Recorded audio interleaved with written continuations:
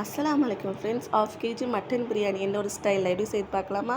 இதுக்கு வந்து 1/2 kg mutton எடுத்திருக்கேன். கொழுப்புலாம் போட்டுட்டு நல்லா வாஷ் பண்ணி எடுத்திருக்கேன். இதை குக்கரில் சேர்த்துட்டு கொஞ்சம் மஞ்சள்தூள், 1 டீஸ்பூன் இஞ்சி பூண்டு பேஸ்ட், தேவையான அளவு உப்பு, கொஞ்சமாக தயிர் சேர்த்து ஒரு 4 விசில் வச்சு நல்லா வேக வச்சு எடுத்துக்கலாம். கொஞ்சமாக தண்ணி சேர்த்து இப்போ வந்து ஒரு 4 வெங்காயம் வந்து மீடியம் சைஸ் வெங்காயம் வந்து சாப் பண்ணி எடுத்துக்கிறேன்.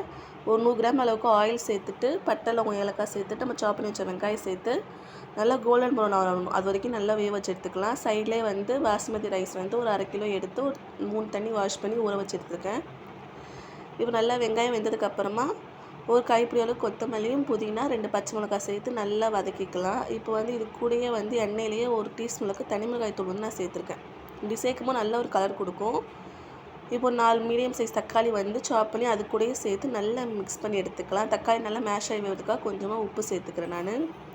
தக்காளி நல்லா வெந்ததுக்கு அப்புறமா இது கூட வந்து 3 டீஸ்பூன் அளவுக்கு இஞ்சி பூண்டு பேஸ்ட் சேர்த்துக்கலாம். சேர்த்து நல்லா இஞ்சி பூண்டு வாசனை போகணும். அந்தளவுக்கு நல்லா வதக்கி எடுத்துக்கலாம். இது கூட வந்து ஒரு 1/2 டீஸ்பூன் அளவுக்கு கரம் மசாலா தூள் சேர்த்துருக்கேன். உங்களுக்கு பிரியாணி மசாலா வேணுன்னா கூட சேர்த்துக்கலாம். சேர்த்து நல்லா மிக்ஸ் பண்ணி எடுத்தாலும் கறி நல்லா வெந்து வந்துடுச்சு. இது கூட வந்து ஒரு 1/2 கப் அளவுக்கு தயிர் சேர்த்துருக்கேன் நான். நல்லா திக்கான தயிர் சேர்த்து நல்லா மிக்ஸ் பண்ணிவிட்டு வேக வச்சோம்னா கறி அது தண்ணி இல்லாமல் இது கூட சேர்த்துட்டு ஒரு 5 மினிட்ஸ் மட்டும் இந்த மசாலா ஓட்டுறதுக்காக வேக வச்சு எடுத்துக்கலாம். இதுக்கு வந்து நான் 1 கிளாஸ் அரிசிக்கு வந்து 1.5 கிளாஸ் தண்ணி அந்த மாதிரி அளவு வந்து நான் எடுத்திருக்கேன். தண்ணி வந்து அளந்து இது கூடயே சேர்த்துக்கிட்டேன். தண்ணி நல்லா கொதிச்சு வந்ததுக்கப்புறமா ஊற வச்ச அரிசி சேர்த்துட்டு உப்பு சரி பார்த்து சேர்த்துக்கலாம். ஒரு கல் வந்து கூட இருக்கணும் உப்பு, அந்த அளவுக்கு சேர்த்துட்டு தண்ணி அரிசி ஒன்று போல் வந்ததுக்கப்புறமா தம் போட்டுக்கலாம். ஒரு 15 to 20 மினிட்ஸ் நல்லா தம் போட்டு ஓப்பன் பண்ணிங்கன்னா சூப்பரான மட்டன் பிரியாணி வந்து ரெடி ஆயிடும்.